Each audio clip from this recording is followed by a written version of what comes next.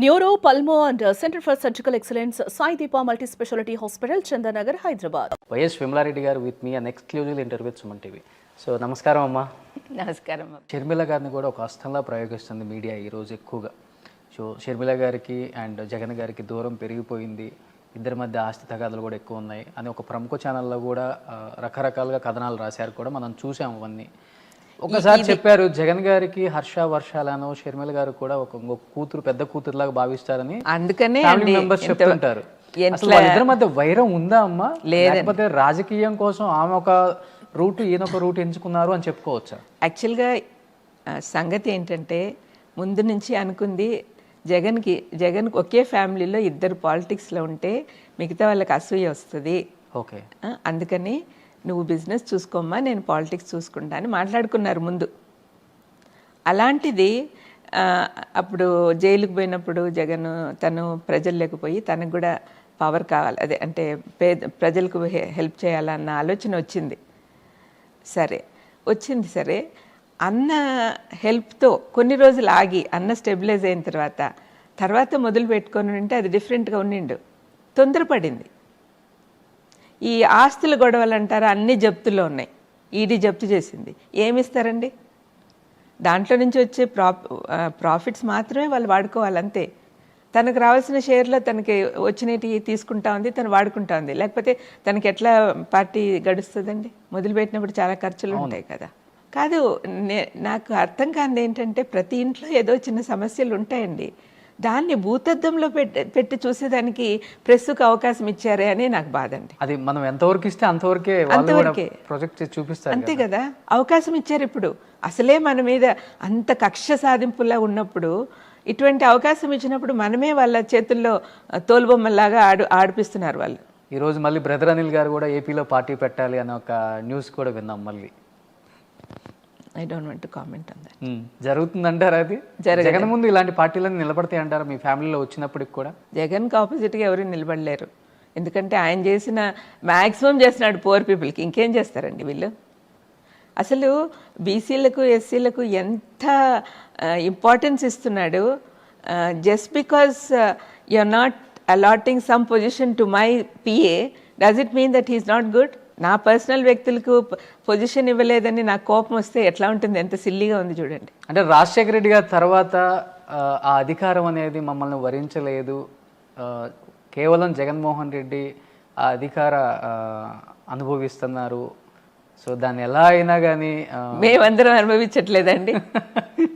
We are all respected because we belong to that family. ఆయన కేవలం కించపరచాలి, family పరంగా అనగా కొడితే కానీ కొంచెం బయటపడతారు వీళ్ళంతా, మీడియాకి కానీ లేకపోతే బయట పీపుల్కి కానీ. దీన్ని ఎక్కువగా ప్రొజెక్ట్ చేసి చూపిద్దాం అనే కోణం ఎక్కువగా జరుగుతుందా వైఎస్ఆర్ ఫ్యామిలీలో ఈ మధ్యకాలంలో? ఎక్కడ లేదండి అట్లా. అంటే మేమందరం కూడా వైఎస్ ఫ్యామిలీగానే ఉన్నాం. మాకు ఒక రికగ్నిషన్ ఉందంటే, నేను ఇప్పుడు క్రిస్టియన్ వరల్డ్లో ఉండి as an evangelist, as a Bible teacher నాకు కొంచెం ఏదో ఇంపార్టెన్స్ వచ్చింది. కానీ స్టార్ట్ విత్ నేను ఎట్లా మొదలుపెట్టాను, రాజశేఖరన్న చెల్లెలుగానే ఫస్ట్ అడిగేశాను క్రిస్టియన్ వరల్డ్లోకి. లేకపోతే నాకు రికగ్నిషన్ ఎక్కడి నుంచి వస్తుందండి? ఇప్పటికీ కొన్ని చోట్ల వైఎస్ఆర్ చెల్లెలనే పిలుస్తారు. నా ఇనీషియల్ కూడా మార్చేశారు. నాది హస్బెండ్ వైఫ్ బి ఉంటే ఇప్పుడు వైఎస్ విమలారెడ్డి అనే నేను అట్లే పిలుస్తారు. మరి అలాంటప్పుడు ఎవరికి లేదు ఇంపార్టెన్స్? అంటే రాజశేఖర రెడ్డి గారు ఉన్నప్పుడు ఒక మనిషి ఒక అడిగేయాలంటే 100 సెకండ్స్ ఆలోచిస్తారు అని అంటారు. ఇప్పుడు ఆయన పోయిన తర్వాత అట్లా లేదు. ఫ్యామిలీలో ఒక అడిగేయాలంటే 1 నిమిషం కూడా ఆలోచించుకొని వేసేస్తున్నారు. అట్లా అయిపోయింది కదా బయట ఇప్పుడు. ఎక్కువ వాస్తవాలు లేవంటారు దాంట్లో కొంచెం అన్నా ఏ విషయంలో అంటే? ఏ విషయం అయినా కానీ. అంటే అప్పుడు సలహాలు చెప్పేదానికి పెద్ద ఆయన ఉండేవాడు. ఇప్పుడు ఇష్టానుసారంగా వాళ్ళ ఓన్ డెసిషన్స్ తీసుకుంటున్నారు కదండి. బట్ ఇవన్నీ జగన్ గారు పట్టించుకోవట్లేదు కదా, ఆయన కేవలం ప్రజలే ముఖ్యంగా ముందుకెళ్తున్నారు. అంటే ఇప్పుడు అట్లని ఇంటి వాళ్ళని పట్టించుకోవట్లేదని అనేది కూడా కరెక్ట్ కాదండి. అంటే నా మీనింగ్లో ఆయనకి ఎన్ని కాంట్రవర్సీలు ఇప్పుడు ఇష్టం లేదు, ఆయనకి ప్రజలు ముఖ్యమని ఆయన ముందుకెళ్తున్నారు అంతే. అంటే బయట నుంచి వచ్చే ఎన్ని సమస్యలైనా తట్టుకోగలరు, కానీ ఎవరైనా మానవులైనప్పుడు ఇంట్లోనే సమస్యలు వస్తే కొంచెం కష్టమేనండి ఎవరికైనా భరించేది.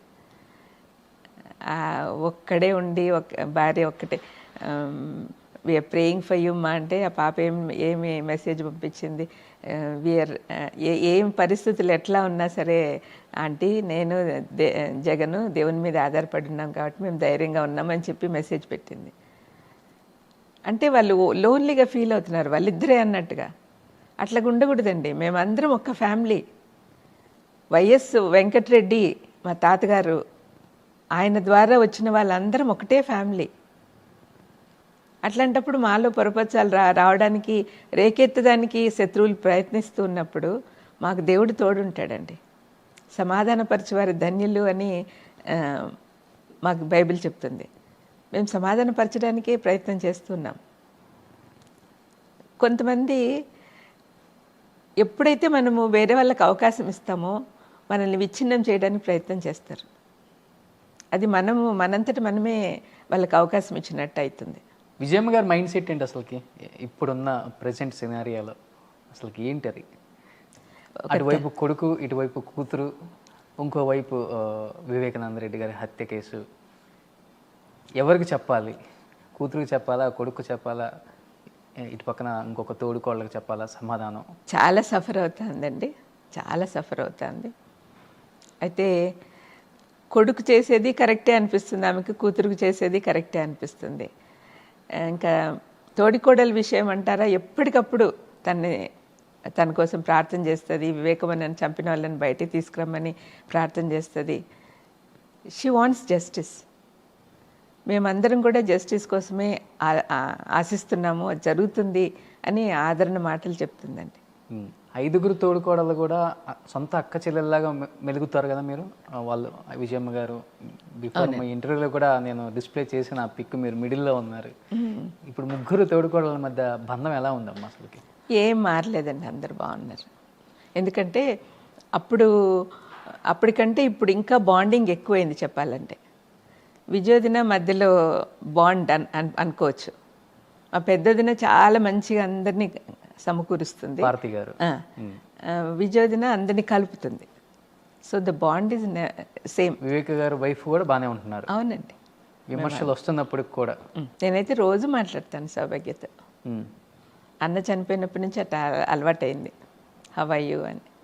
తనకు కొంచెం ఆరోగ్యం కూడా బాగుండదు, అందుకని రోజు పలకరిస్తాను. బట్ మీరు పర్సనల్గా ఎప్పుడన్నా అడిగారమ్మా ఎందుకు లేనిపోయిన ఆరోపణలు ఇట్లా వస్తున్నాయి, మనం కూడా కొంచెం దాన్ని అడిగానండి. ఇది చేస్తున్నాం, ఎంతవరకు కరెక్ట్ అది మన ఫ్యామిలీకి? నేను పాపతో కూడా మాట్లాడినాను, సునీత గారితో. 4 వాళ్ళంతటి వాళ్ళే బయటకు వచ్చారు కదమ్మా, ఇంకా ఆపుమ్మా ఇక్కడితో, ఎందుకు ఊరికే నీ జీవితం పాడు చేసుకుంటావు, అందరి జీవితాలు పాడు చేసుకుంటావు, నీ చుట్టూ ఉన్న వాళ్ళందరూ కూడా ఎవరు సంతోషంగా లేరు, మీ అమ్మ ఆరోగ్యం పాడవుతుంది, ఎందుకమ్మా ఇట్లా చేస్తావు అని అడిగినాను. లేదు వాళ్ళు చేశారు అని అనింది. అంటే మరి ఎవరు చెప్పారు అంత, మరి చేశారంటే ప్రూఫ్ ఉండాలి కదా. ఓకే, రుజువులు చూపించు మేము కూడా నమ్ముతాము అని అన్నప్పుడు వస్తాయి బయటికి అని అన్నారు.